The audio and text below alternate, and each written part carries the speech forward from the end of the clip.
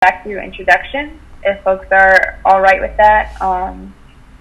That is what folks in the Facebook chat are asking for. So we will go ahead and run that back. Akua, can we? Yes. Hi, all. My name is Akua Guyamerah. My pronouns are she, her. And I'm a socialist organizer. I've been involved in different social justice movement over the past. Just a little, some background noise. Apologies. Julian, can you mute, please?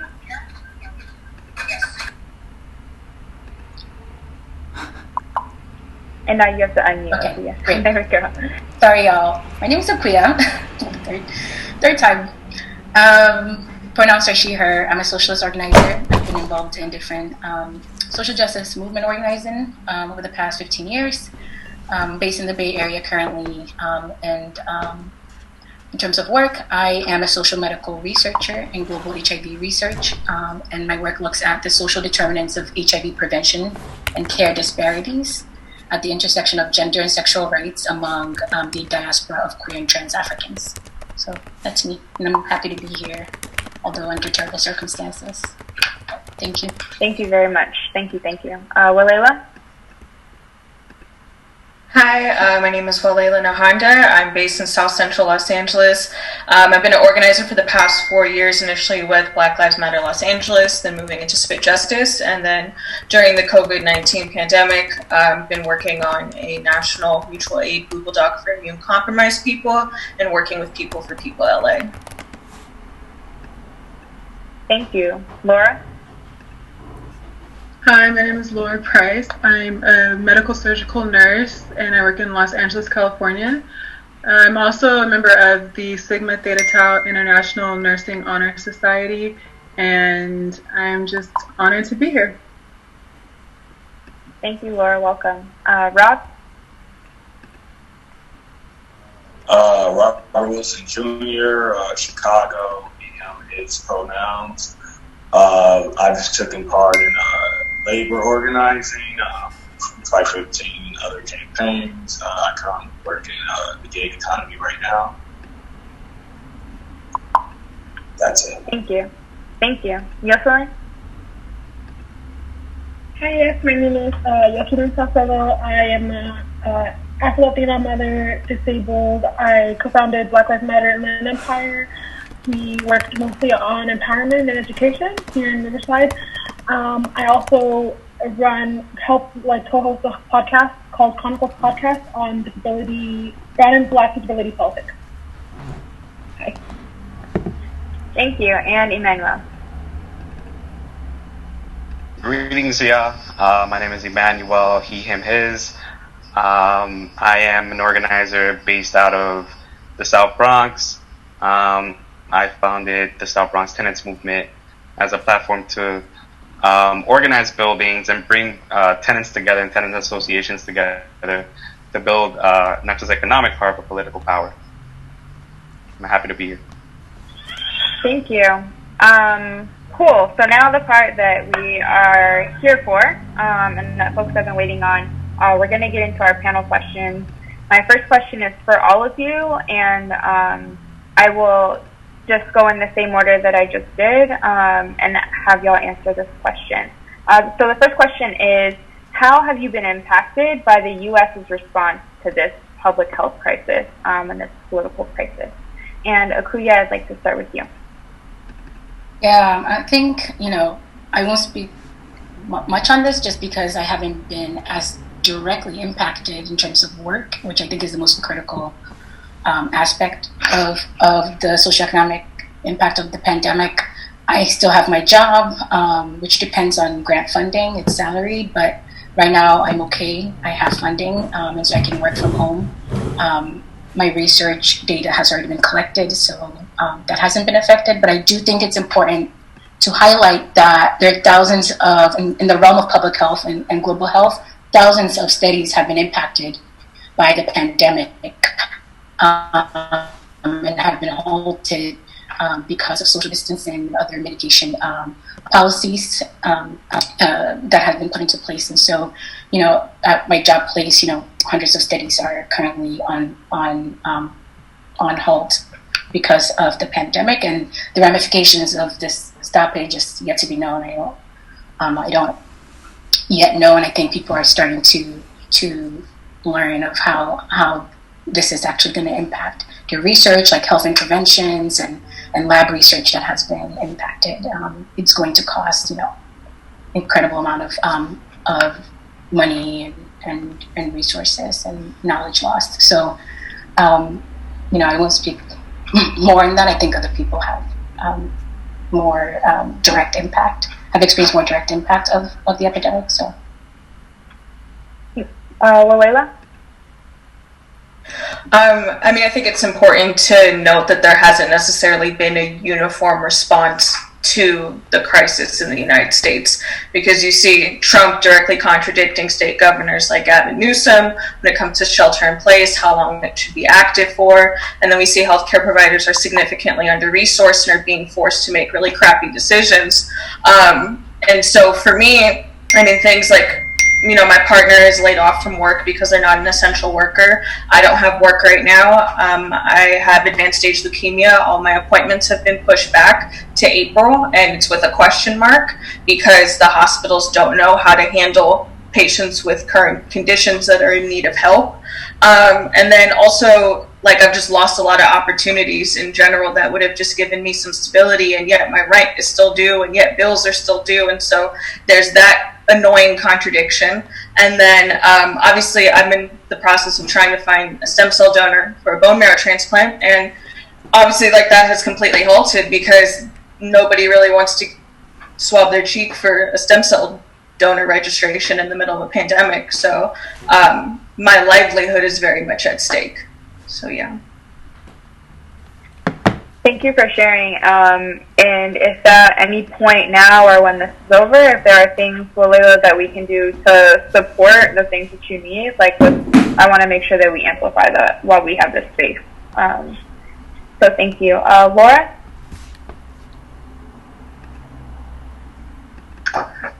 So I have directly been impacted by this crisis. Just working as a nurse, the floor I work on is a designated COVID unit. So just being, having to take risks in order to care for the patients. And I think Walela said it earlier, there's limited supplies, limited resources for us because we weren't prepared, we weren't ready for this pandemic. So just kind of having to be flexible as a nurse with the day-to-day changes in terms of the proper protective equipment we need to wear, and different protocols and regulations that are taking into place. It's a lot of uncertainty and just kind of, having to go with the flow. Thank you. Rob, can you please speak to some of the impact that you're experiencing?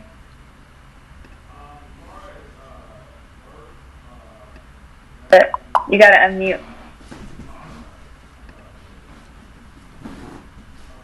Okay, hello. Yeah. So far as work, I haven't been impacted that way being in the gig economy doing delivery. So being that the practice of social distancing, we're actually seeing an increase in orders, and I have seen an increase in orders. So we've been doing well on that note. As far as other personal things in my life, dealing with the frustration that, due to the social distance things and limited travel and limited being outdoors. So if I'm not in the house all day, I'm in the car all day, making sure that I'm taking all the correct procedures. And my kid doesn't live in the same city I live in. So it's just expecting to do more traveling, but have to really cancel that. Just to make sure that I'm following quarantine. And unfortunately, just recently finding out that an old friend of mine is recently passed away due to coronavirus. So it's just a thing of not really seeing accurate response getting done with this situation and actually seeing personally the impact to us, and not looking forward to the way it's being handled with the multiple misleading reports, and not feeling like we're not prepared for this pandemic that's taking place. Thank you for sharing. And then we'll go Yoselin, and then Emmanuel, if you can just answer right after. Well, for one, my mom was diagnosed with cancer like 3 months ago. So she's currently going through chemo, and she's on her like 4th chemo, but she's supposed to go in chemo because we can't stop the chemo once you start it. And I haven't been able to see her. I've been in my apartment for like 14 days now. I haven't left at all, and I haven't been able to see her. She hasn't been able to see my son, and there's so much uncertainty with what's going to happen with her health, and it's very, very like scary and sad to be at this point. So it's put my loved ones at risk, but it's also shed a light on things that were possible but not accessible before. Like, I don't feel like we're going to be the same after this, because they pulled this money out of nowhere that they said they didn't have, and they've made things accessible that they said it couldn't be accessible, like doctor's visits are now virtual, and school's online now where it wasn't before.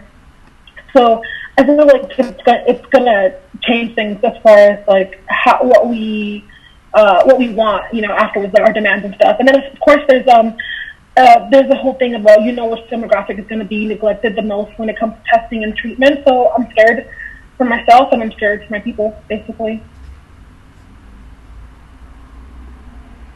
Yeah, for me and for the work I do here in the South Bronx, I could say that the coronavirus has certainly impacted the way we do things, the way we organize.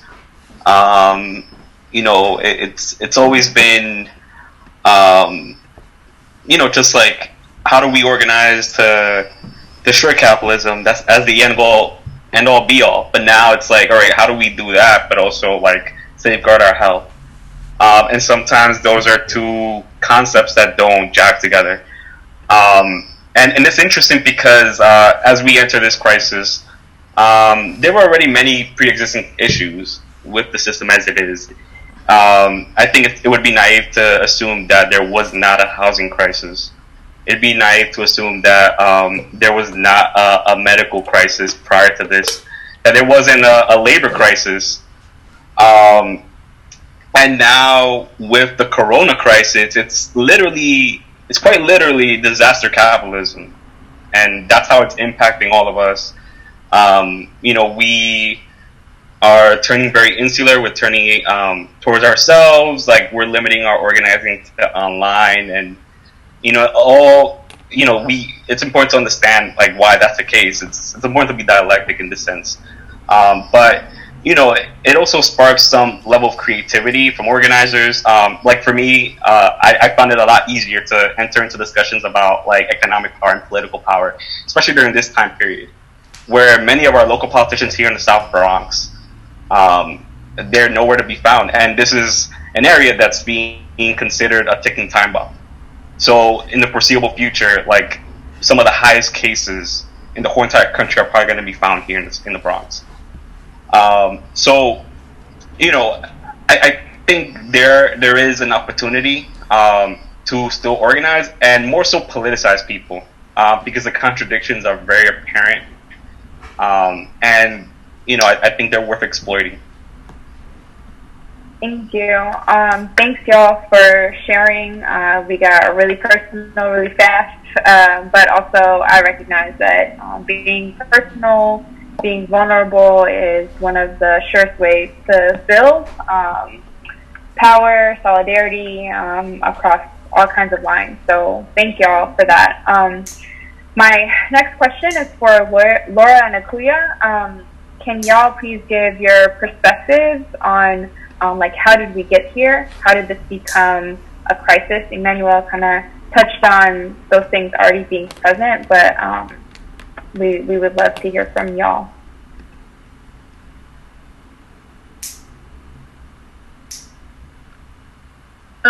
Well, I think just first kind of going over coronavirus and I've learned that a lot of people don't really realize that coronavirus is kind of like a blanket term, like an umbrella term, and there's different strains under the coronaviruses that we have known and some that we don't know. But just how it originated in China and then came all the way over to the US didn't seem to be really expected, and I think it was downplayed for a very long time. And now we have, I just checked, and there's, I think total US cases is upwards of 186,000. So I think just how did we get here? There wasn't enough proactiveness, there wasn't enough action taken to help slow how many cases we've been getting and how quickly we've been getting them. And with the whole social distancing, I know there's a lot of talk at first about, oh, it's elderly people that are mostly getting it, younger people are fine. But then we're seeing, okay, now there's a lot more younger people, like 20 to 40, who are, you know, most at risk, are getting a lot of these positive cases. And so I think it was just also lack of knowledge around this virus because it is new. There's a lot of things that are changing in terms of how it's spread, if it's airborne, if it's droplet. A lot of uncertainties surrounding that kind of contribute to an increase in how it is being spread.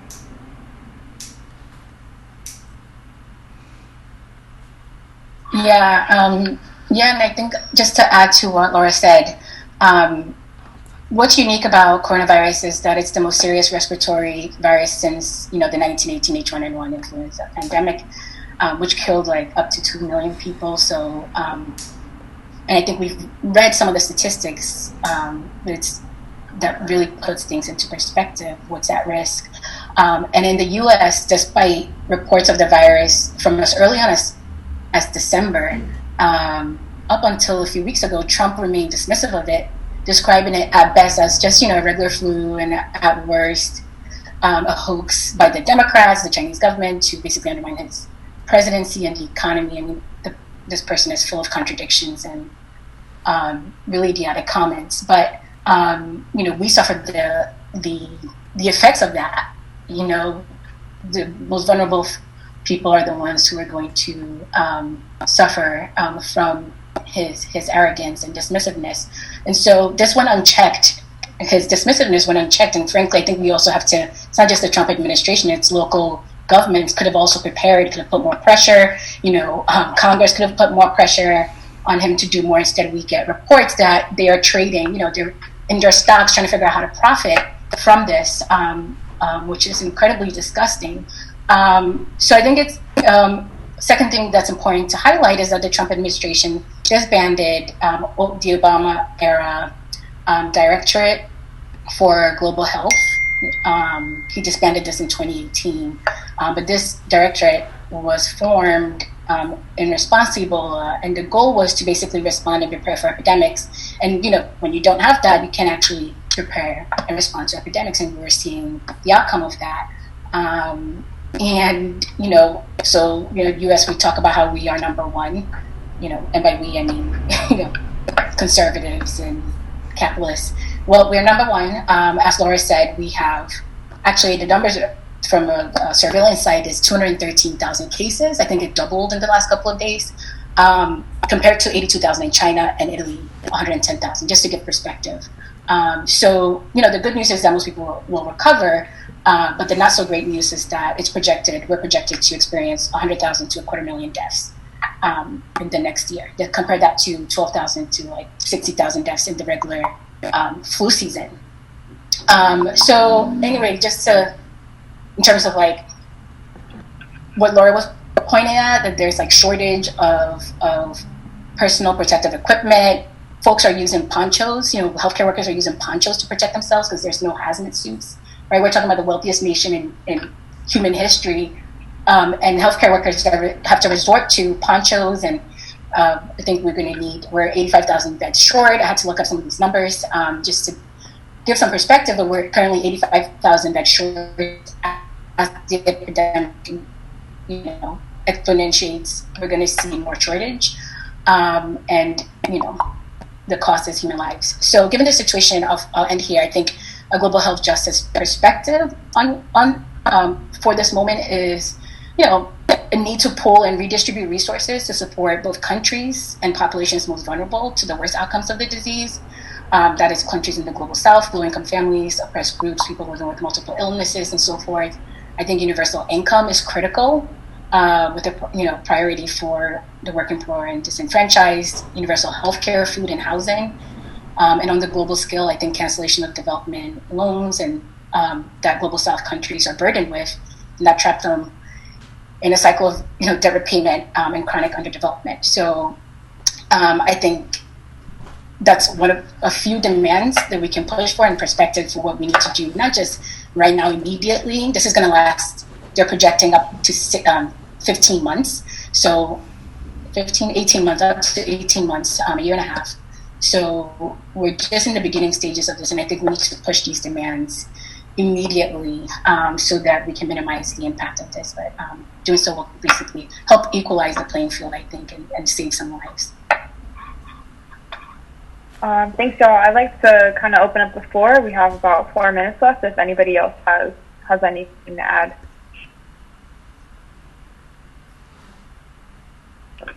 I'll just say, I think the points that you made, that you both made about misinformation and contradictions, I think those are really important because those things are, I think that, like Emmanuel was saying, we had a housing crisis before this, we had a healthcare crisis before this, and I think that the history of misinformation and the history of contradictions have really, contributed and, allowed these crises to sustain themselves.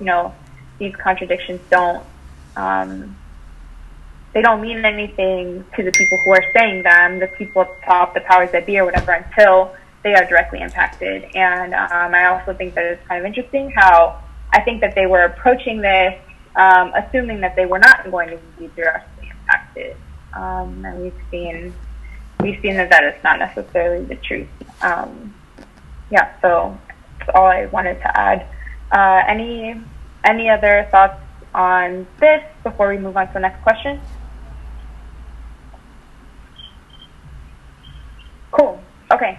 So my next question is for Walela, Yoselin, and Laura again. What do y'all feel organizing and accessibility will look like post-pandemic?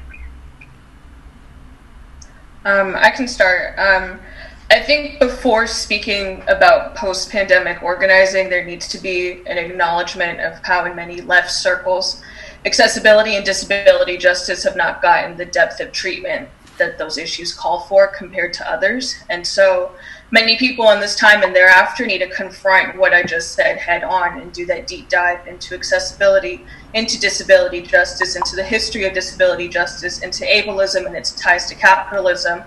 And I think there needs to be a more conscious effort to make organizing accessible in every way possible. Many left groups and orgs and collectives need to make their internal structures possible for the inclusion of disabled people as active participants in their social struggles. And so those same groups need to make their direct actions, their solidarity actions, their events, their mutual aid, all of that accessible to the disabled community as a whole. And that's something I can even self-critique as an organizer. At one point with Spit Justice, we threw a movie night and there was no subtitles on the film, and we had someone who was deaf there, and then there was a ton of stairs and there wasn't really that great of seating. And so those are things that and there was no interpreter. So there are things that we need to take more into account and be intentional about. And so the struggles and experiences of disabled people provide this really unique insight into the ruthlessness, the ruthless nature of capitalism and how capitalism is not meant to and never has served social needs. So by excluding disabled people from organizing and from organizations, we are therefore mimicking the logic of disablement that is inherent to capitalism. And so when people do that, when orgs do that, they're also simultaneously keeping that logic intact and mystified in the sense that we don't get to see it for what it is, and therefore we can't attack it. And so the inclusion of working class disabled people in particular is essential in exposing the contradictions of capitalism and consequently raising class consciousness in our community. communities, and we are starting to see some of the contradictions and have those conversations through the COVID-19 viral pandemic. So that's my thought. I'll go next. As far as accessibility goes, for a long time, like, you weren't considered a real activist unless you marched in the streets. But now that we're organizing remotely because we have no choice, we're seeing how, like, effective it is. And I think organizing is going to have a new space after this. But the thing that makes the situation, like, particularly, I feel like it makes it particularly different is because being disabled is one of the marginalized groups that anybody can be in at any given moment. Like, you could be born that way, but you could also at any given moment become disabled.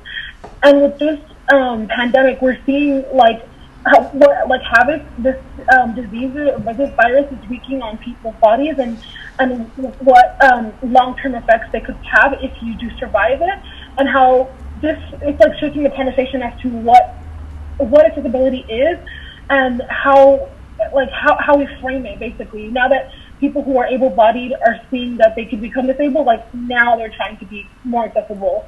And so I think the face of accessibility will change after this, which is better, but I also think that it does change our perspective as to what we need as a people.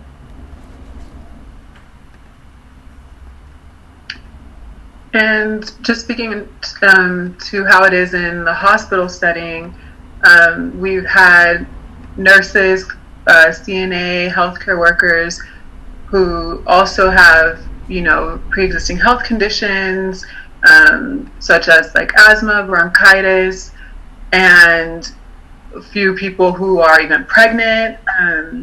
And just dealing with that, it's very risky. And there's been people, who are also older adults who have decided to retire early because of this, because the risk is so high for them, and for them it comes down to life or death by working in the hospital and working and caring for these patients, and just seeing how that can be accommodated, how management can work with them, and basically that goes back to with people with pre-existing health conditions, how accessible the proper protective equipment is for the people in the hospitals.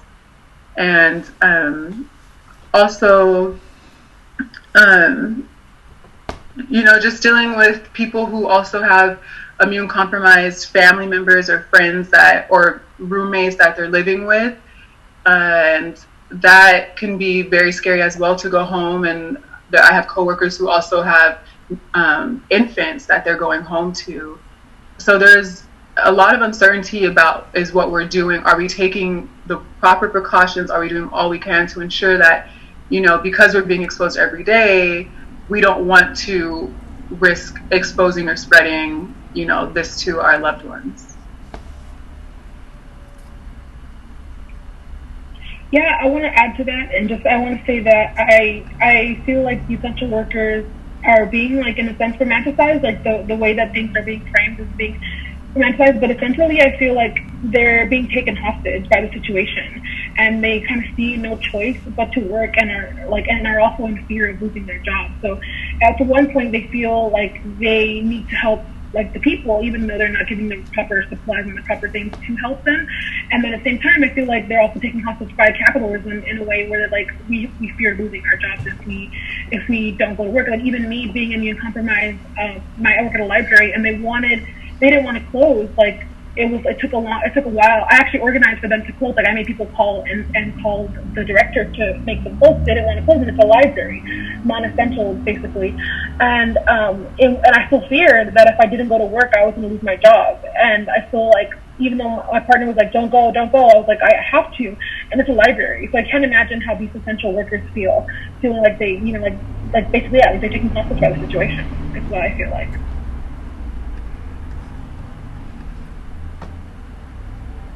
And I think there's also the issue of what if the government wants people to go back to work when it's, quote unquote, too soon, and basically looking at the risk versus the benefits of that.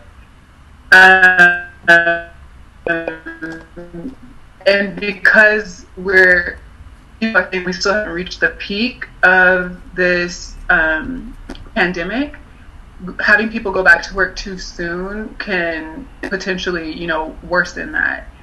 So I think it's very important that they're saying they're cutting checks for people. But when you look at the amount of what they're giving back, it's definitely not enough. So I think that needs to be something that takes into place, is more money being, made available for people who can't go back to work, for the working class, so that they don't have to risk making this pandemic even worse by going back too soon.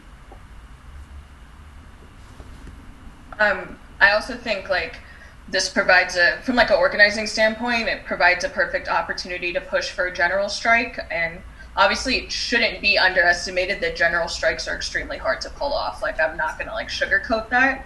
It requires a great level of organization that in many ways the current left doesn't possess, but I think that we can get there. And those are hurdles that we have to face head on.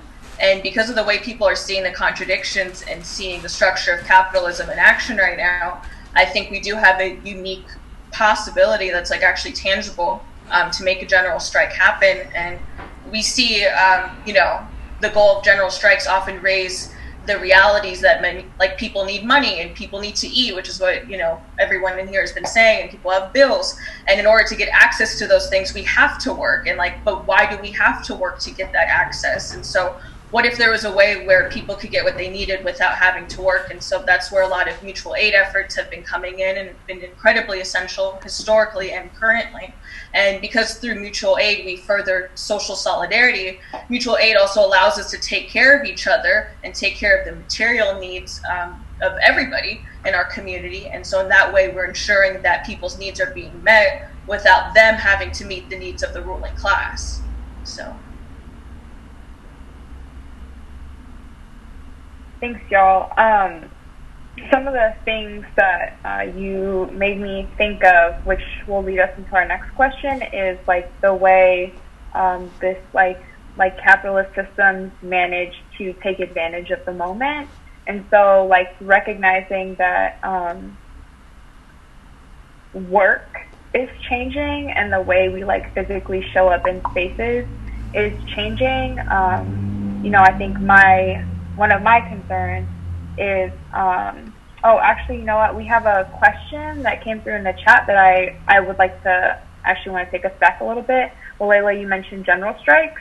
I saw, Rob, you nodding along. So we have a question from somebody watching asking, how do we get to the point where a general strike can happen? And I'll let either one of y'all riff on that for a couple minutes, both of you.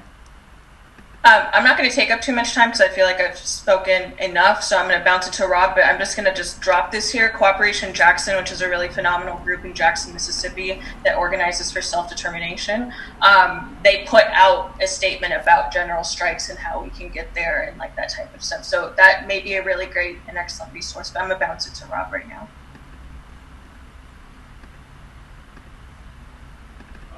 Yeah. From my experience, being on several strikes, it's just a real process of just trying to really build the relationship that we all have as workers, as the responsibilities we take, the issues that we face at the workplaces. Too many times, we look at these as individual setbacks, instead of a systematic structure that creates this exploitation of our labor. And I think it takes times of engaging with folks, having these conversations and building confidence and trust amongst workers that each of them have each other's back, especially when you're trying to organize a place like fast food that doesn't have a union backing and things of that nature, where it's a lot of folks taking a lot of risks. It's jobs that people are being especially taught that they're not essential, that you could be easily replaced, and then that difficulty of finding employment if you're undocumented worker, if you're a person of color. These things are things that don't come easy. And I think it's building that strong sense of solidarity, building that strong sense of trust, and just going through the process with folks, where sometimes it could just be signing a formal petition of demand and trying to really have the patience with folks, because this is something that happens over time. Nothing just happens overnight. And I think like it's a process that also has a sense of balance. You can get burnt out from that work and you don't feel like you're making the progress you want to see, or you don't see the demonstration and the actions taking place. I remember at times where the first strike, we only had a few workers that came out, and it was actually a small demonstration, but after years of this constant repetitiveness of engaging with each other, building trust, and really hearing people's kind of personal issues that we all face working these jobs and try to survive under the system, is how you build a stronger sense of solidarity for folks to come out and pick a line, because it's strength in numbers. And the more of us that are out there help carrying the weight, the less weight it is for us all to carry. So it's a process, and it's something you have to be consistent in and go through what is working, and just see like the formation of a workplace, because tackling whether it's retail, whether it's fast food, like there are similarities to it, but each thing's formulate in its own type of way. You might have a situation where people have horrible managers, so it's easy to build a sense of wanting to take charge of a workplace. Then you have folks who feel like it's a good company and not really looking at how they're being taken advantage of, how they're being exploited and things like that. And sometimes it's taking small demands and just really developing them to bigger and longer things. Like I remember one that was a simple demand where folks didn't know at the time, you know, if you're working at a place and you come up short out of your register, you know, it's illegal for them to demand that you come out of pocket. And it was actually a situation where management was stealing things. And this was something that was a demand that folks felt and mistreatment that people went through. So we was able to organize them around that and get that person held accountable. And then eventually, later on, that person got fired for the mistreatment of things that they were doing. So it's a process of baby steps and meeting people where they're at and building their confidence and trust that we can go out here and do these things, and understanding what your labor rights is, because I feel like a lot of folks don't take that in account of the rights that you do have, even if you don't have a unique job and things of that nature.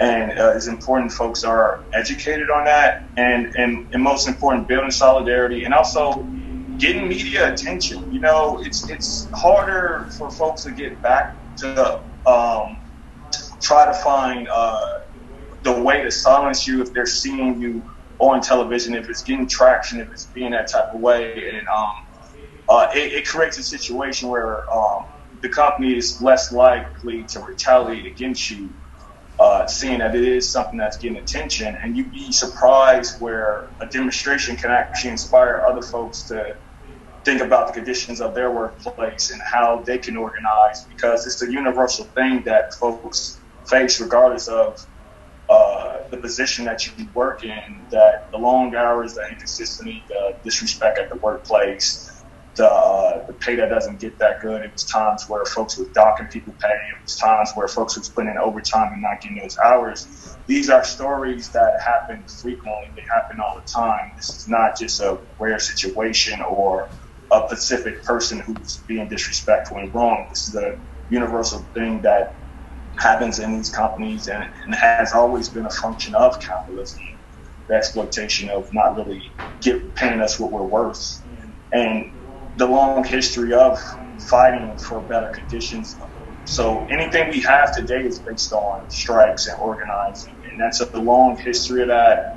That is a tradition that will lead to better conditions. This is Akua. I don't know if we still have time to contribute to this. Yeah, please. Yeah, I just wanted, there's an article by The Cut today or yesterday that basically goes through all the workers who are currently on strike or walking out. And it gives a good sense of, you know, the different struggles that are happening across the country. And I think when capitalism hits crisis, and that's what we're seeing right now, it exposes the contradictions and forces workers into action.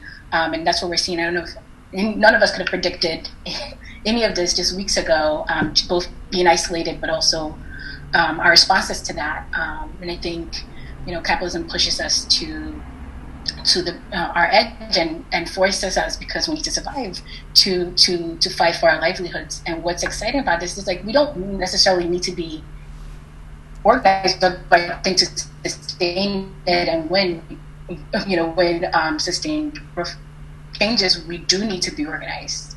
But for mass strikes to happen or walkouts to happen, that's not necessarily a prerequisite, although that would make us stronger. And so that's what's really exciting about this period. And, there's a Lenin quote that says there are decades when nothing happens, and then days when, or whatever, weeks, or whatever he said, when decades happen. Butchered that quote. But we're seeing that I think our job as those in the labor movement or as activists or workers is to help channel that and get that organized so that we can actually build on that and make more sustained wins. And one last thing I'll say that's exciting: the General Electric workers who walked out a few days ago because they were demanding that they make ventilators. I think that was also really incredible, and a glimpse of what it looks like for workers to actually have democratic say in your workplace. Like, this is what we want to produce, right? Capitalism is not set up to produce the needs of society. It's it's set up to produce whatever the capitalists see as profitable and necessary for their ends. But these workers are showing us, like, what does it look like to have a democratic workplace, to actually produce things that make sense for our economy, right? That makes sense for our needs. As a humanity, as working people, or that makes sense for our planet, and so that's really, those workers showed that, and I'm hoping there are more of those, because we can't wait for the government to actually. They're not going to, you would think that they would be expediting this and making, getting ventilators made, but it takes workers walking out to actually, push that process forward. So I just wanted to say that as well. It's not just striking not to work, but also walking out or striking to make the things that our society needs in order to actually address this crisis that we're seeing right now. So I wanted to say that. Thank you. Thanks, y'all. And I want to tag Emmanuel in for this next question, and I'd love to hear more of y'all's thoughts. But I want to dig into capitalism a little more specifically disaster capitalism. I was saying earlier, I think one of my biggest concerns or fears is that capitalism always manages to shape shift and evolve with whatever the crisis is, so that it remains powerful, or that it keeps this particular structure in power, and that includes racial capitalism, more specifically. So I would love to hear from y'all, Emmanuel, if you could kick us off about how do we override disaster capitalism when it has shown that racial capitalism is more powerful, more resourceful, and more massive. Right. I think it's important to understand the importance of solidarity in all this, just as a means to survive, not as a means to, this is the end all be all. This is literally just a matter of how do we survive? How do we cope? I think just thinking about the South Bronx as a whole, the South Bronx has a history of redlining. It has a history of just many racial tensions insofar as tenants coming in, they're African American or Latinos, and it's how government has imposed its will against people of color,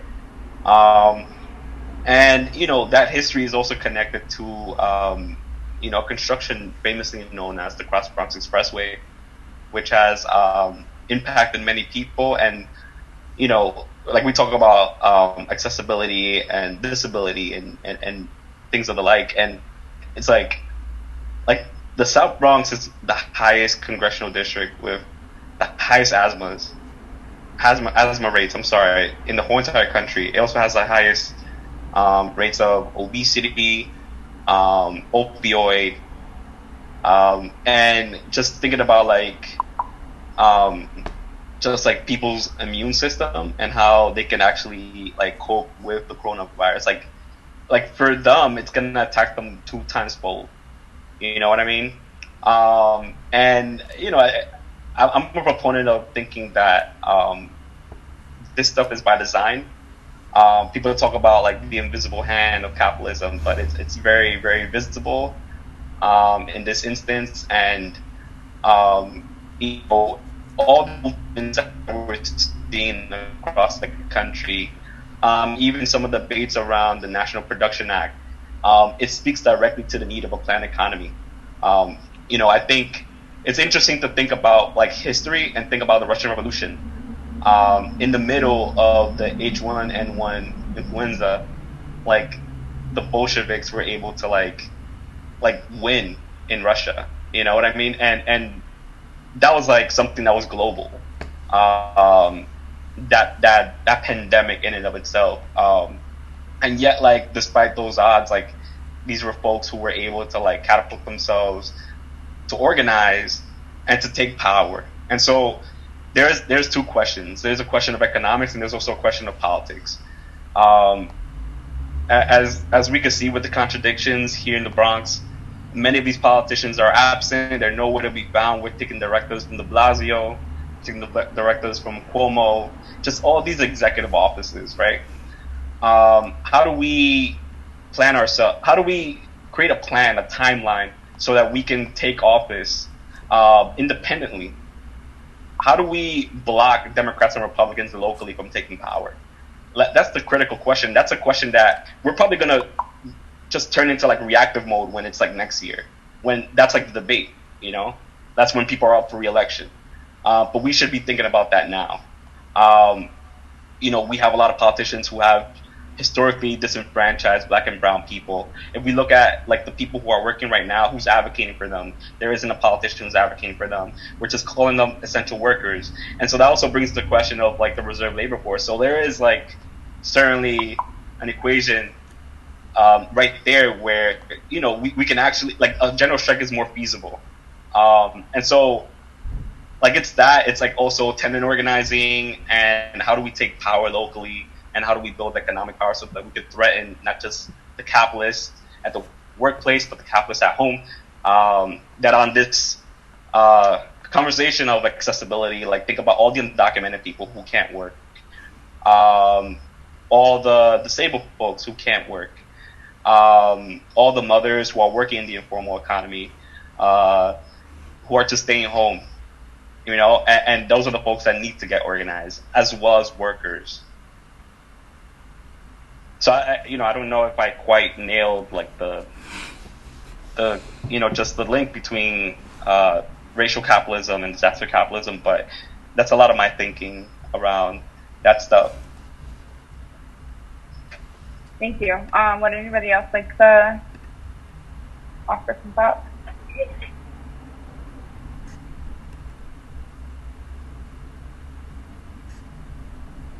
I would, but I just spoke, so I would prefer if someone else speaks first.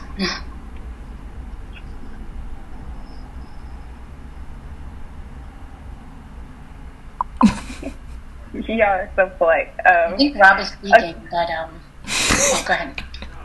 You're muted, Rob.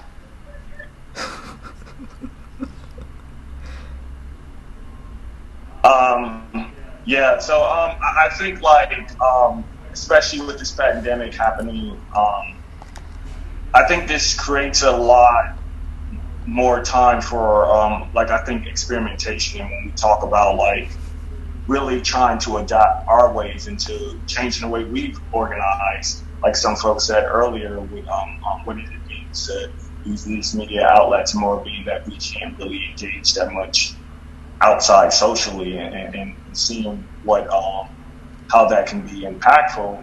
I think what I find is also a concern is how capitalism is going to try to evolve itself around this moment. Even like my job and just seeing how things done change, the way businesses are still able to function and make profit, even though it's mainly these corporate businesses and the moms and pops are going to be hurt, and that's just a product of it, but just to try to maintain itself and function now.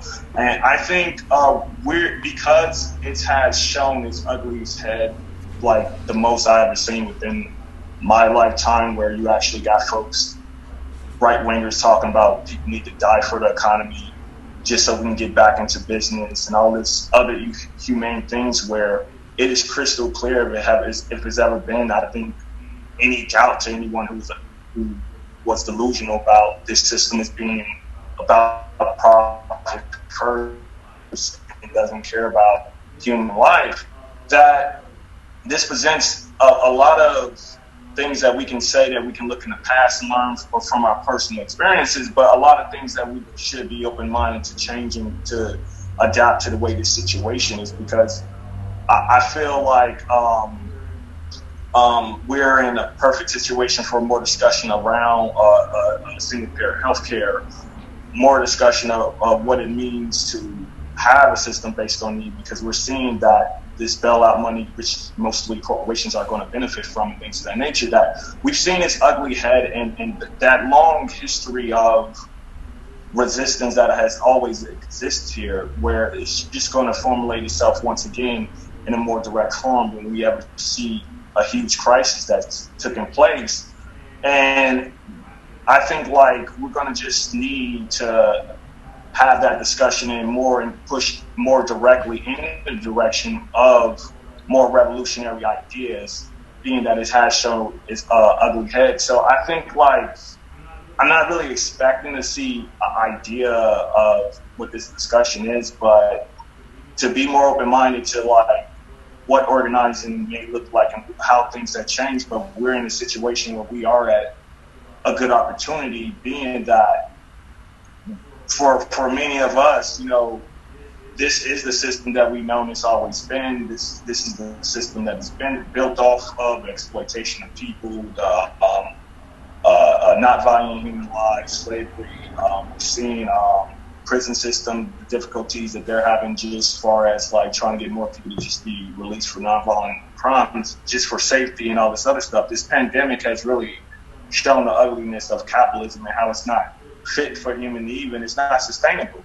So I think like we're in a situation where we also got to be mindful that some of our talking points, which when we think about elections, especially the Democrats, have used some of these ideas, have spoke some of these languages to rear end where it takes away from more movement building to more running this person who gets involved, gets elected, and then turn around either do the exact opposite or makes every excuse in the world why they haven't gotten anything done. So I think like trying to also have better debates and discussion of what it is mean and what's the true strategy of how do we build an independent party that's able to actually win, due to the way that the system is structured, makes that very difficult. And I remember just taking part of like the Rodriguez campaign, Independent Socialist, Third Ward, and just like feeling like this reassurance, this feeling hopeful that the idea that we can build from learning strategies of what it means and how to successfully run an independent candidate that's capable of winning, and what does that resource look like? What does that time and energy look like? How do you get folks dedicated to that? How do you win folks to that ideas? Because that's always been the talking point, I feel like, in this country, that people would say third party, but this lack of optimism, this lack of an idea that this is something that could be attainable, sustainable.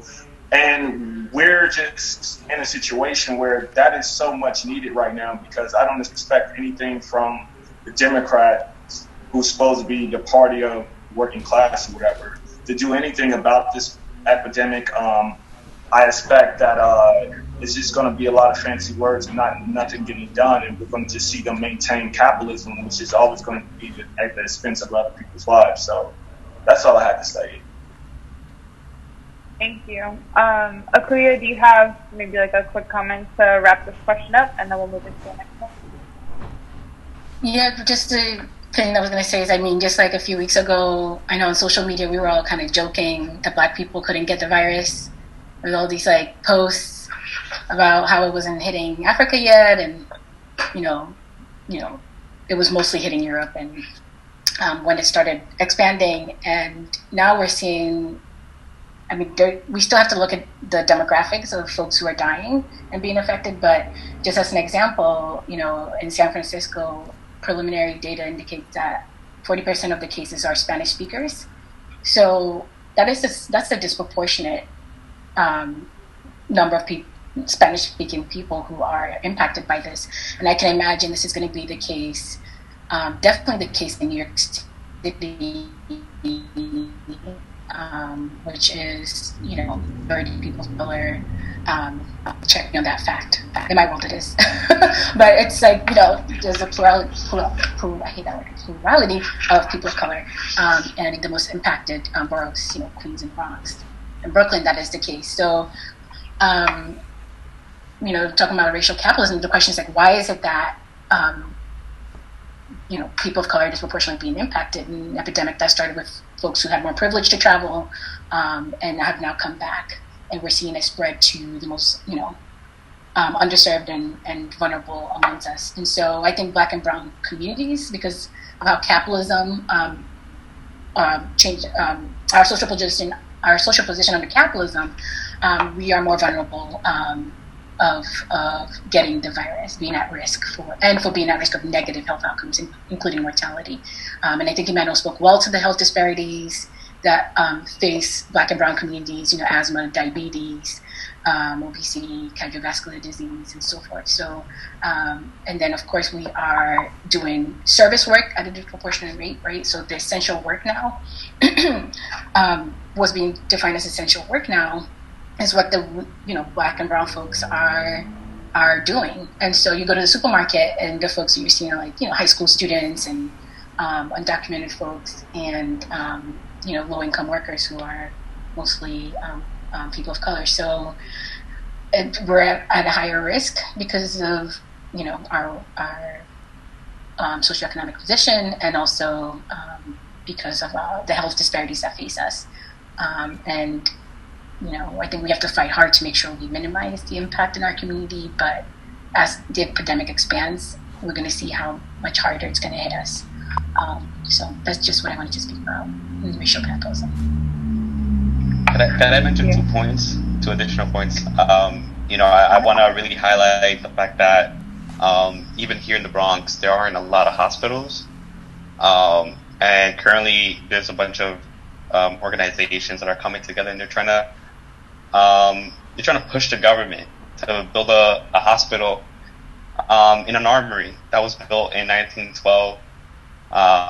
This was housed to just support troops in the middle of like strikes and stuff like that. But it's been abandoned ever since. And so there is certainly a need not just for like actual resources that would be utilized in hospitals, but as well as hospitals.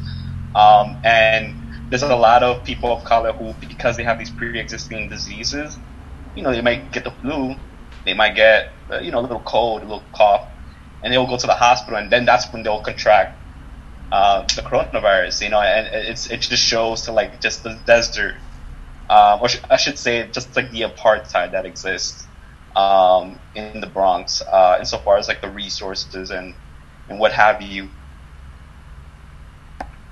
Thank you. Actually, I think so. Y'all panelists have seen the questions. I think what I'm going to do is I'm going to sort of like jump to our last question around building power, and hopefully folks have some things to say about solidarity there. And then we have like 3 or 4 questions from folks that have been watching. And I want to make sure that we, don't take up too much of everybody's time, and also get these folks' questions answered. So I'd like to ask everybody the same question, and it is, so what does building power mean or look like in this moment and moving forward, and where should we be focusing our energy? And I would like to start with Yoselin, just to bring you back in. Okay. Yeah, I was just looking at the question. Okay, so what does building power mean and look like at this moment moving forward, and where should we be focusing our energy? Well, so what I'm seeing or what I've experienced is like there's good power in like numbers as far as like organizing goes. Like, so how I got my job closed down earlier, I was speaking on it, but basically I made like a post and I urged everybody to call the director and to ask him and just question him why this non-essential place was so open during this time. And then so what ended up happening is a lot of people ended up reaching out to me to help them make similar posts. to get their jobs to close down because they were scared of losing their jobs if they were to quit, but they wanted their jobs to close because they didn't feel safe. So essentially, what power is in numbers, and our solidarity even across the technology world, right? So how we're organizing now remotely, I feel like even if we think that there's not a lot of power in it, I feel like there is, even just doing something like making phone calls and making phone calls and doing things like that. Thank you. Laura?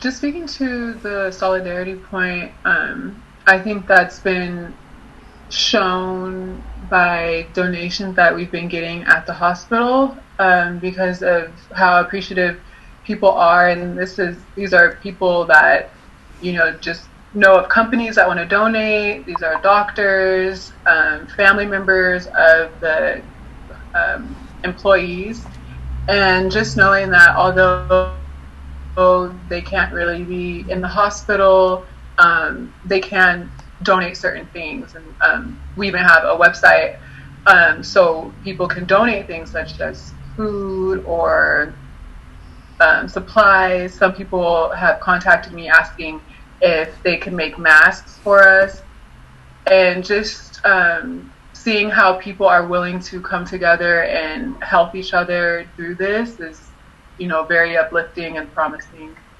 for what's to come in the future. Thank you. Rob?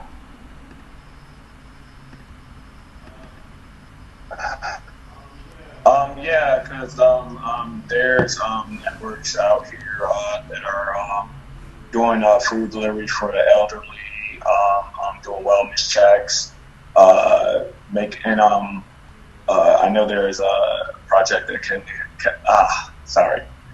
Kelly Hayes is doing out here in Chicago that is doing some of the essential work to make sure that folks have access to resources and stuff during this pandemic. So there's work and organizing that folks are doing, and donations taking place. I can't think of the name of the activist right now, but I know that she's recently had a program with Aid Unfed over 2,000 people during this pandemic by just dropping off goods and resources to each other. So I think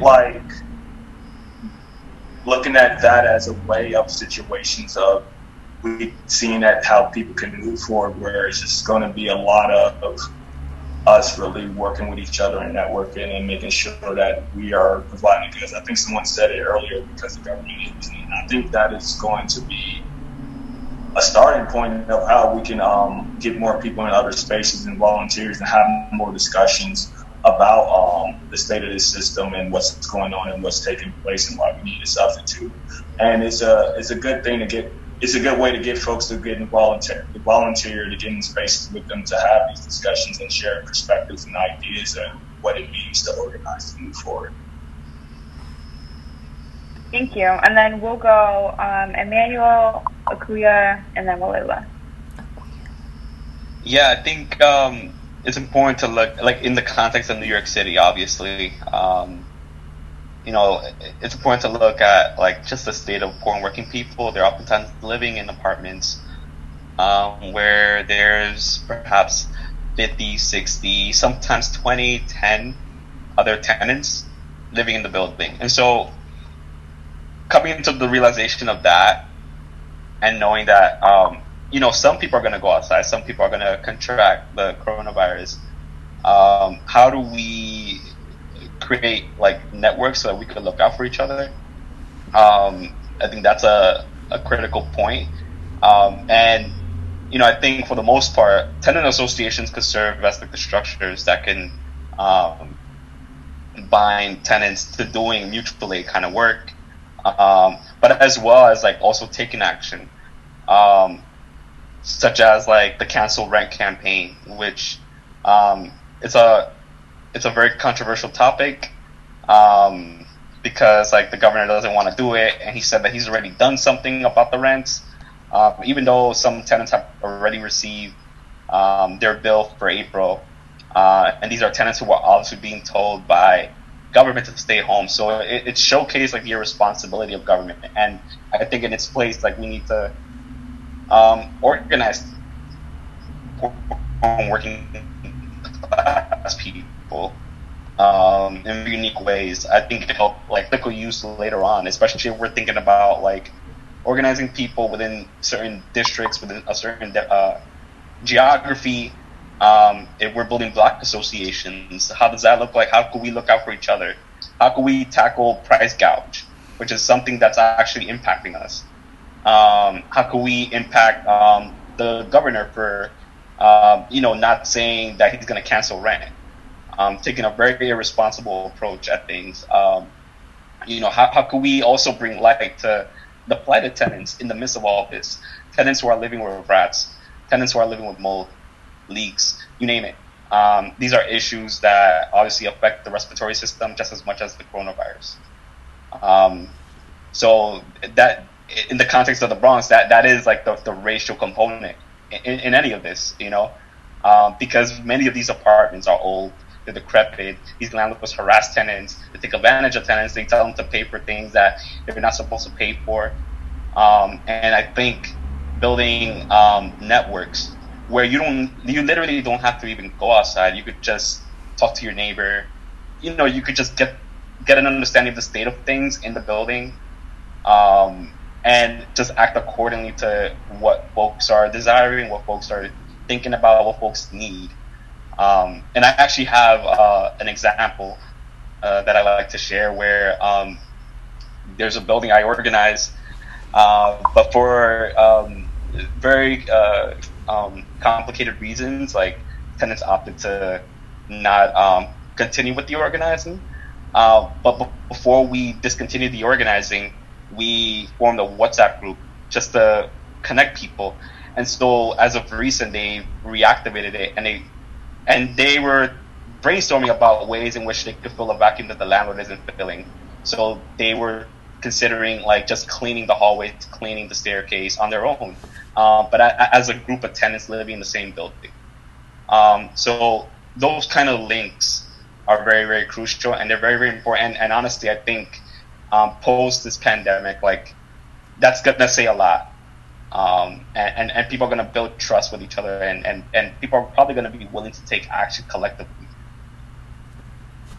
Thank you. Akua? Yeah, I think I agree with all that folks have said. I think mutual aid is community care and it's harm reduction, and it's really critical. We've been doing that. I think intuitively everyone just started doing that, but we don't have enough resources to successfully address all the needs that are currently exist under this crisis or under capitalism in general, which itself is a crisis. And so, because what we're doing is redistributing our resources amongst ourselves, right? And the ruling elite, the 1%, and their friends in the government have all the resources and wealth that our labor has created. And we want and need to take it back, right? We need to redistribute and reclaim what's rightfully ours for our lives and for our future. So I think we need to do mutual aid while simultaneously organizing to force the government and employers to address these issues at its roots, not just like temporary reforms done to really save the economy, which is what they're doing, but ones that can actually fundamentally change our material conditions as working people. So I think that's one critical thing that we need to do, and that's not easy. Like, I'm not saying that's an easy thing. That's not, and that's always been the challenge in front of us as a left. But I think we have, in a weird way, some downtime in the sense that there aren't social obligations in the same way. And I think we need to capitalize on that and use that time to really build and strengthen our networks and strategize and build perspectives and figure out how we can organize now and be stronger in a better position when inevitably they say, you know what, we're done. Okay, so we're, no more rent aid, whatever. They haven't given us much, but no more $1,200 a month. We're going to start unhousing homeless people from hotels. We're going to start shutting down people's water. They turn people's water back on. And, most, a mini, I don't know if it's most, I don't know what the numbers are, but like they were able to do that. We we're not going back to that. And I think we need to demand that we are not going back to that. The folks are living without water in 2020 in the wealthiest nation in the country, and disproportionately Black and Brown communities. We're not turning people's lives back off. We need to demand that, and we're not unhousing people, and we're giving people free health care, and I think we need to demand that. Cuomo right now is trying to cut Medicaid as we speak in the midst of this. Literally, New York State is the epicenter, and he's trying to push that right now. So these people will not respond until forced, and I think our task right now is to figure out the best ways to put pressure under weird circumstances from behind our computers and phones or whatever. But, I think we need to figure some of that out. And what was I going to say? And I think lastly, we can't go back to the elections. Things won't go back to normal. I mean, there's no way we're going to go back to life as normal just because of social conditions have changed, and we've seen a lot, and there's been an opening that we need to keep prying open. I think people are being radicalized in this period, which is great and has potential for organizing. But we can't go back to tailing the elections. I think Emmanuel was talking. I don't know who was talking about it, but maybe Ram. We can't do that, right? I hope some miracle happens and Sanders can win the nomination. I don't know what's going to happen in the next 6 months, but I think we need to go beyond that. We can't tail the Democrats. We need to actually set the agenda and have them listen to it in response to us. And that means forcing them, not just sitting down with them and in these very manufactured ways. So we need to start building independence. And my dream is that we build something to the left of this that actually shifts the whole debate to the left, right? We don't necessarily have to win, but I think if we can build a movement and maybe eventually a left party, we can also shift the whole debate and terms to the left and win some things. But I think our starting point is building where we're at and not on electoralism and all of that, entailing that. So, thank you. And Walela? Well, like I said before, and all of us have said before, the pandemic is exposing many contradictions, and so with that, we have this really critical opportunity to highlight that and propose alternatives, which many people before me have already spoken to, in an effort to agitate and politically educate and to spur political action. And so moving forward, I'm thinking more, beyond the pandemic, there needs to be an effort to consolidate and coordinate on the left better, which entails very deep ideological struggle and working out of contradictions in organizational circles. And then also understanding that, at the end of the day, we're not asking for a seat at the table. At the end of the day, we're not asking for, some sort of concession. At the end of the day, we want to smash the state. And so, there's a lot of organizing long-term that comes with that. And if we look at all historically, the building periods, for the BLA, for the Black Liberation Army, a militant group, and for the Black Panther Party and all these other groups, it took some time. And so we need to be very intentional about that and be very, very, very, very understanding of the fact that this isn't working and that the U.S. is completely illegitimate and founded as a settler colonial state that relies on the exploitation and genocide of colonized peoples, not only here but internationally. So there is no going back, and there's never been no going back. So that's my spiel. Thank you. Yes, you got some snaps and agreement for Smash the State. With it. So thanks, y'all. We have landed at our hour-and-a-half mark. I'd like to ask, though, if panelists, if y'all have another 20 minutes for us to answer the Q&A from folks on watching. Yoselin, you had a question?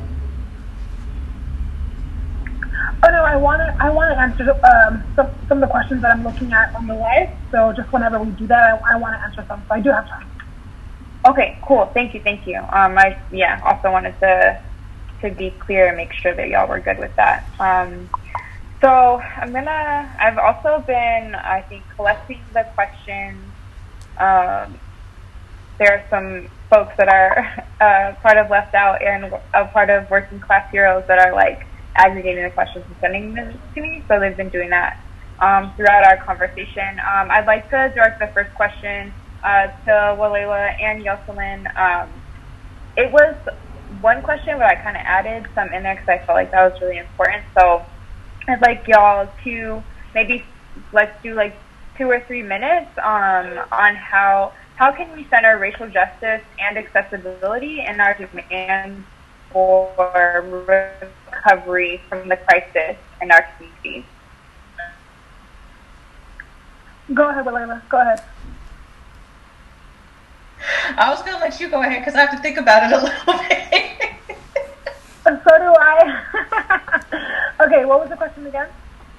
Yep. So how can we center racial justice and accessibility in our demands for recovery?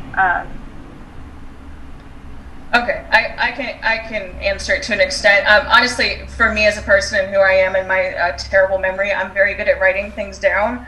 So I'm sorry if this is like mumbo jumbo, but I think at the end of the day, like, it goes back to kind of what I was saying before. Like, there needs to be significant internal structure changes to organizations so that we can actually do what the question is asking, which is centering racial justice and accessibility during and post-pandemic. Which is really confronting the reality of medical apartheid and medical racism. It's confronting the reality that a lot of working class colonized people are about to die right now, and it's not a coincidence. And so I think what that would mean for organizations to, let's say, consist mostly of like able-bodied people is consulting with disabled people and, politically educating themselves. And so, yeah, that process kind of needs to be accelerated right now. But just to drop something real quick is like Disability and Capitalism is a phenomenal book just to start that process right there, Medical Apartheid by Harriet Washington. And so there just needs to be a lot more like internal political ed and involving disabled people intentionally, and Black, colonized, Indigenous, brown, disabled folks. So, yeah. Awesome. I think also too, it's not just like organizing for disabled people, but disabled Black people specifically. I feel like it's part of including them in the conversation. Like, it's like, okay, it's like we can be like a team, like, okay, you want to march in the streets? Okay, well, I can't, so I'm going to organize remotely, and that's okay too. It doesn't make me any less of an organizer. I'm still fighting for racial justice as much as you are, but I'm doing it remotely. So I feel like it's working together to get to basically just working together in any way possible, and it's not just working for us and talking about disability, because people like to talk about things without actually including the people that are affected in the conversation. So I think it's important to include us in the conversation and to talk about, because like one thing that I have struggled with a lot is finding groups for people who are disabled who look like me. Like, a lot of the chronic illness groups that I've joined on Facebook have been like white or like majority older white people, and there haven't been groups or people that even like look like me. And then there's such a huge taboo of like being disabled and being Black and like what that looks like, and basically, just to work together and to include in the conversation, so then there can be more visibility, more education on what being disabled is, because it's a big spectrum of being disabled. It's not just using a walking aid or using a hearing aid. There's a lot of ways that being disabled looks like, and I feel like even just educating our community about it and including that part of racial justice, I feel like that will get us somewhere. Thanks. Yes, please respond.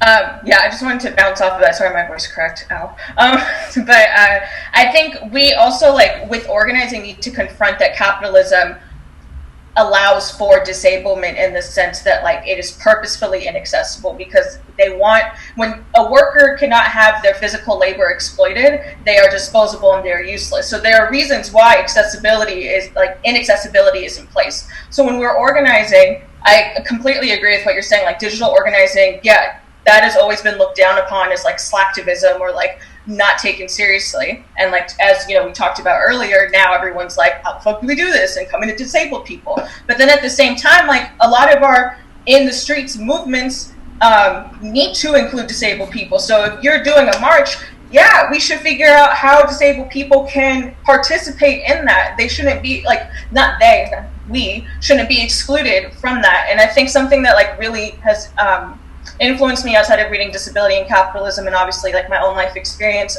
Crip Camp on Netflix really does a great job of breaking that down and the history of like the disability rights movement, which unfortunately like is a very recent movement. And so I would also just recommend folks look into that too. Thank you. Thanks, y'all. So our next question, I'm gonna kick it right to Emmanuel. If we can do like a couple minutes on this. Somebody wrote that I've been thinking of flipping notes to my neighbors and the property across the street, but I wouldn't know what to say to them and how to keep in communication without the landlord finding out. And I think that is probably asking directly around like organizing tenants in a safe way. Sorry, I was on mute. Well, what I would say is, depending on where you are, like if it's New York, tenants have rights. I think even if like you don't live in New York and you didn't have like tenant rights, that shouldn't deter you from organizing. I think now more than ever, it's important to organize amongst neighbors, given that there's an eviction moratorium. I think that's a safety net that us as leftists we should exploit. I think it's only logical for you to break the chains of alienation and like start some sort of dialogue with neighbors, people who you literally share space with. Not immediate space in the apartment, but just like in an ecosystem of a building. If it means like taking the elevator, hallways, etc. I think the main question for every organizer is just like that tipping point, whether I should do it or I shouldn't do it. And I think now more than ever, it's a moment to act, and it's a moment to take that kind of action, to reach out to neighbors and ask if they're okay, if they have what they need. What do you like? Honestly, like one thing I did, like just at the start of like just the government's reaction to this coronavirus, was I just like forwarded a bunch of like articles to tenants, and I like highlighted like very like key points that are important to like just grasp, and then like I made sure like I hand delivered it to people rather than putting it on the people's doors. But you could do either or. I think a personal, a face-to-face conversation is always best. But given the health risks of this moment, I think the organizer could gauge whether they should take that risk or not. But I think now more than ever, it's an opportunity for tenants to bind together and to talk about simple things like cohabiting a building, mutual aid, just looking out for each other, updating people on like current events, because there's a lot of misinformation, and also like how do we like agitate people through the political education? Like how do we like talk about, well, like is it right that we're paying rent during this moment in time? Like I think that's a fine contradiction that the state is like just staying quiet on, and they're not looking to resolve, and us as communists we could exploit. Thank you. And I was just told that folks have also shared resources in the like Facebook chat, so those conversations are happening there too, which is really exciting. This next question I'm going to kick to Rob.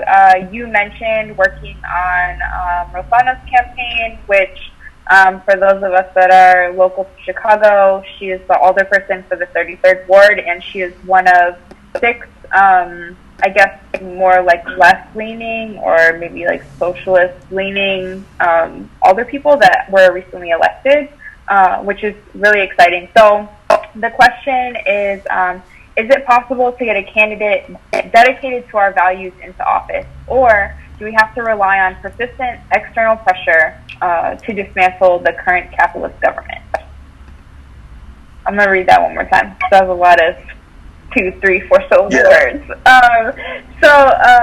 Is it possible to get a candidate dedicated to our values into office, Or do we have to rely on the persistent external pressure to dismantle the current capitalist government? And the way I'm processing the question, I kind of like believe like it's a bit of both, because I feel like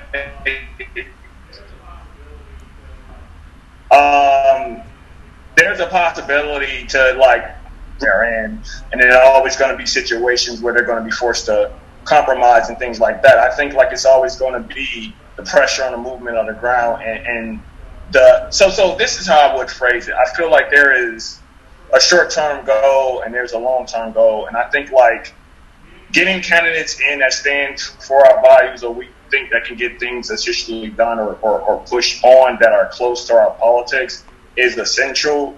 But the longer-term goal is a much bigger project. So I think like it's always going to be strong movement that needs to be taking place, and not something that just relying on who we elected, regardless of how well we think they share our ideas, being that the limitation of the structure which they're still elected in.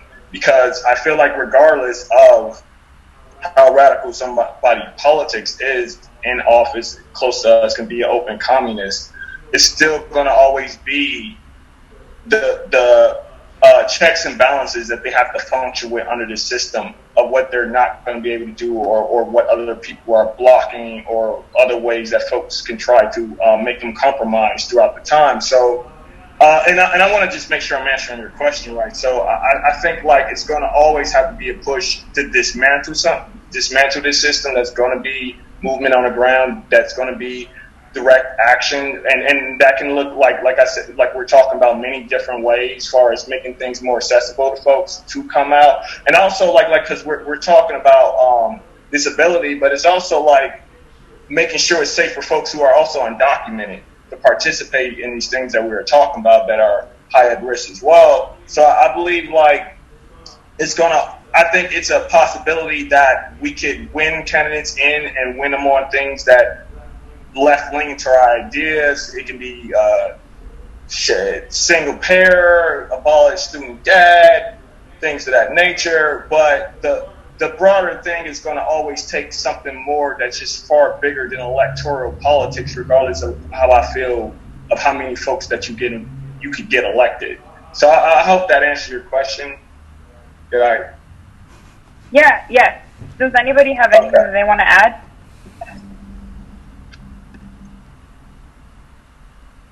Okay. I'm sorry. Can I just say that, like, as far as like the possibilities, like, I mean, you just inspire me. It's like thinking about like how, as a step, because I think we should always look at, as we're building these movements, how closer are we to abolishing capitalism? How closer are we? Are we taking 2 steps towards that? Are we running a mile closer to the revolution? And so like, these are in many ways like the reforms that we would have to like implement if we take like this electoral route. Where at the same time we're dedicating time to building a mass organization, a base of tenants, of workers, of working class people who are holding an independent party accountable. That was made by them. You know what I mean? But like, sky's the limit so far as like as like a huge step in really guaranteeing and safeguarding people's rights. Like, what if undocumented folks had the ability to vote, at least locally? You know what I mean? Like that's like a game changer in many ways. So, thank you. I will take us into our next question. Okay. The question is, how do we fight remotely to extend access to aid for undocumented folks right now? I know a lot of undocumented workers in the service industry here in Chicago aren't worrying about losing their jobs because they know they have unemployment when they have employment when restaurants reopen, but are starting to freak out about being able to survive until then because they don't qualify for unemployment and other relief funds. So again, this question is, how do we fight remotely to extend access to aid for undocumented folks right now? And Yoselin said that she would like to answer that. So back to kind of what Bob was saying, people who are like higher risk or at high risk, I think it's always like it falls in a line of ability and privilege.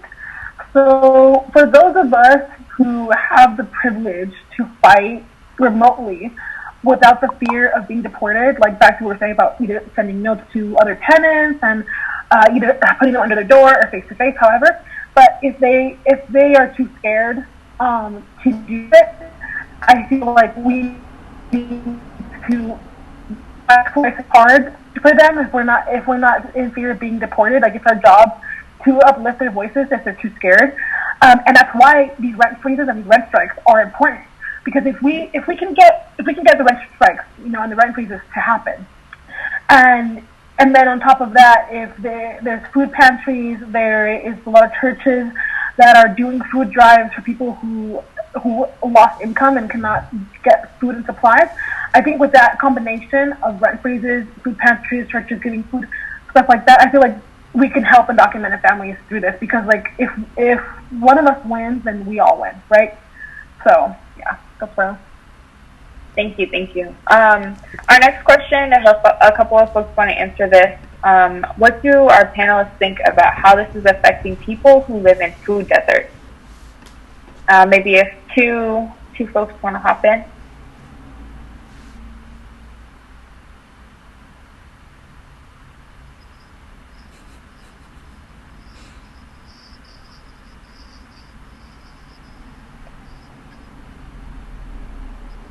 Anybody? Well, I mean, food deserts are often in working class communities. And so, like, if you look in South Central, like, I think we got, like, 1 or 2 grocery stores that are oftentimes, like, severely understocked. The produce isn't that great.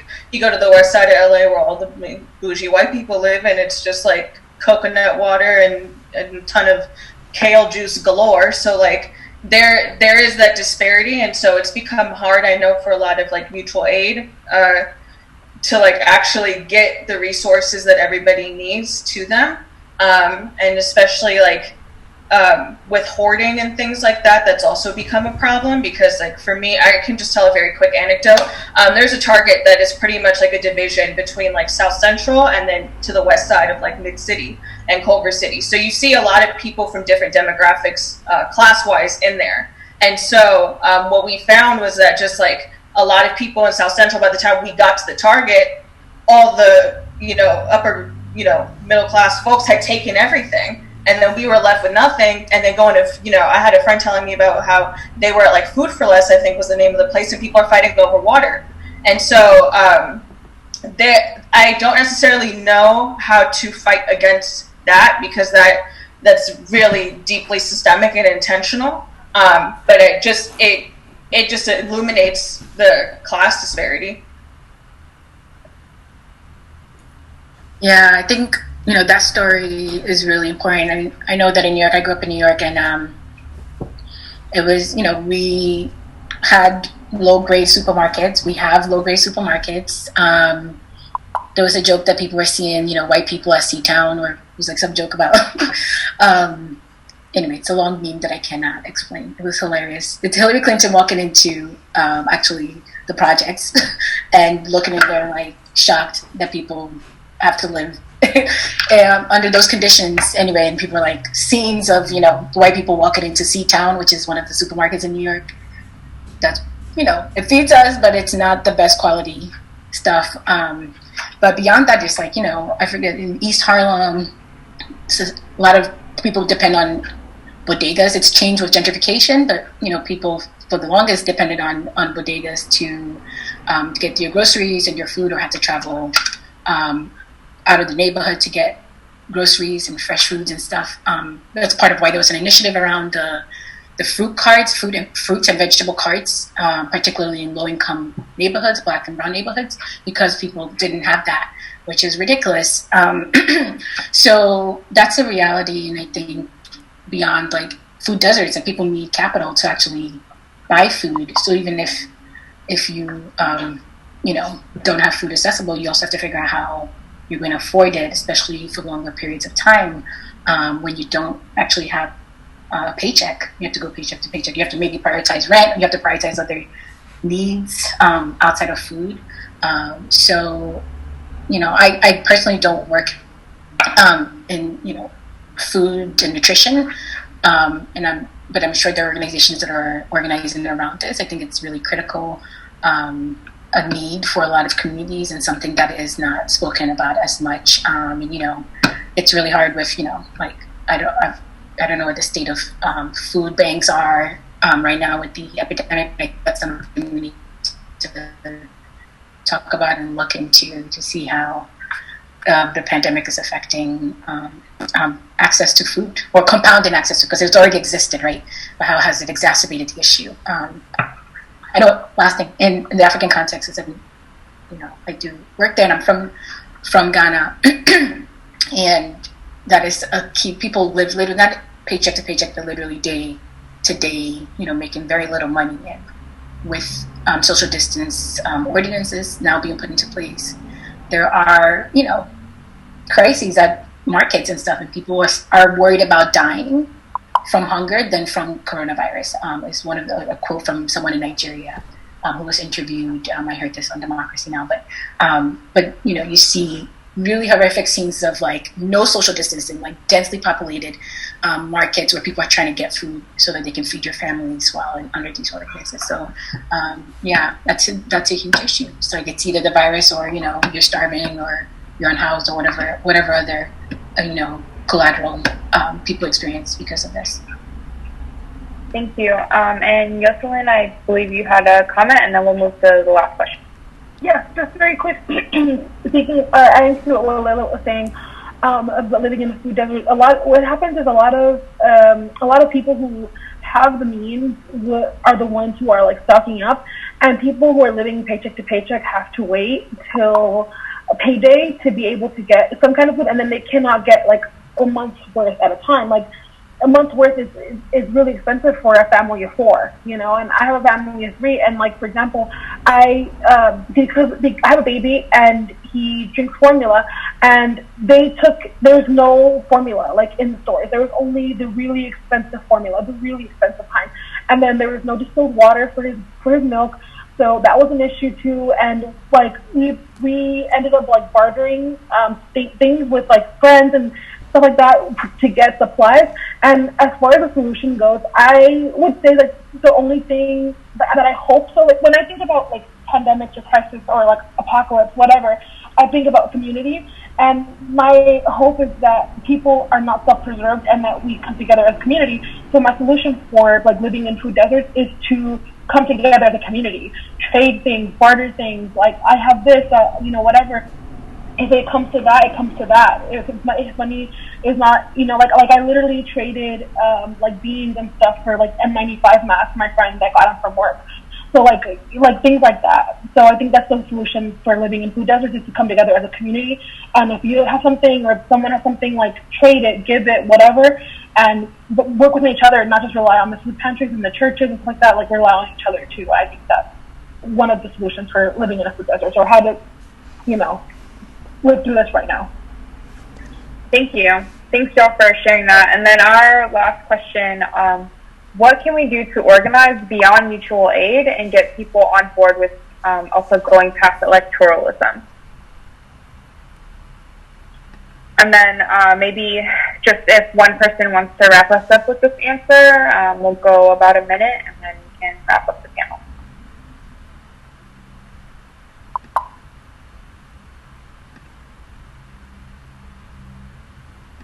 I'm going to say this. No, go ahead. You sure? Yeah. All right.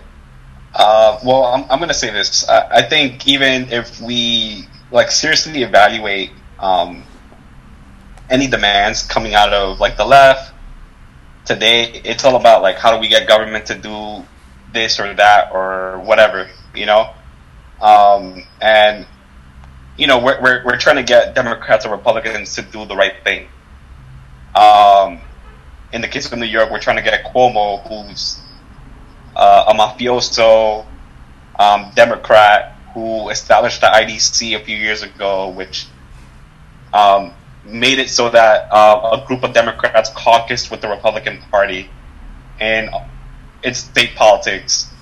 We're asking a person like him to do the right thing and cancel rents. And so I think that in and of itself makes the case for electoralism. I think if we were in these positions where we had control over the state, we would be the ones deciding whether Amazon would be coming to LIC. We would be deciding whether we're going to cancel rent, and we could democratize that process from the top, like just implementing a grass tops approach. I think it's important to get people to understand the contradictions of today. Go to your local council member's office. It's probably closed. We don't know what that council member is doing, and that council member is termed up next year in 2021. Senators, what are they doing insofar as pushing actual demands coming from the people? If we occupy these positions, that would legitimize the voices of the mass organizations that we're working with, the tenant associations that we're working with, the workers that we're working with. If we were the governor, we would abolish the Taylor law. You know what I mean? And that would open the floodgates for strikes. So, I think it makes perfect and logical sense for us to certainly pivot towards any sort of electoralism. But always keeping in mind that, in order to win any sort of district, we need votes. And that's the base building organizing that you have to do. That's the day-to-day. That's what's irreplaceable. And that's how you're building economic power. That's how you're organizing poor and working class people to, when you're in these positions, just seize the moment. Thank you. Does anybody really, really feel compelled to respond before we wrap up?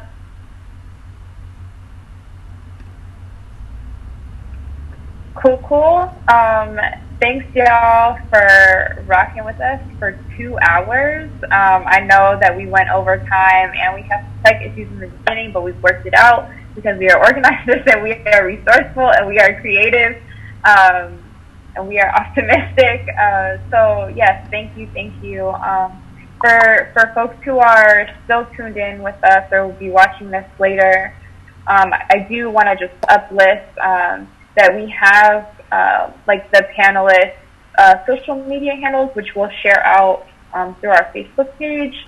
I'm not going to run through that all right now, but I do want to just also thank Walela. They had to hop off early. Well, not early. They hopped off. They stayed on as long as they could. They had something else they had to get to. I'm very appreciative, though. Thank you to our panelists who have stayed on for this long. 2 things that I'd like to uplift and offer out as ways that folks can support. So there's the Black LGBTQIA and Migrant Project, where you can donate COVID relief funds, and that's at blmp.org. Again, blmp.org, and we'll also be sharing out their social media handles so you can find them there.